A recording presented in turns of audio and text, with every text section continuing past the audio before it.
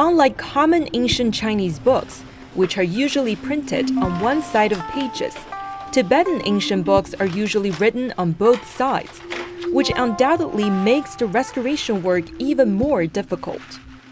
分不开那种，它有2层，但是有些实在是分不开的话，那就你还得盖住字，然后这样子搭边修复的话，那比较难。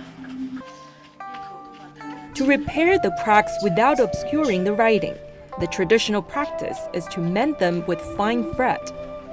But such a restoration method would destroy the original appearance of the ancient books and may even cause additional damage. Yangle, an ancient book restorer at the Xizang Autonomous Regional Library, decided to adopt a new approach to restore the damaged books. This is a huge challenge with great difficulty. Yangle separates the already very delicate pages with a pair of tweezers.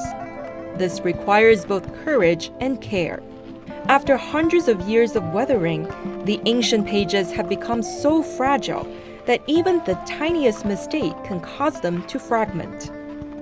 Once she begins, there is no second chance. She must finish it all in one go.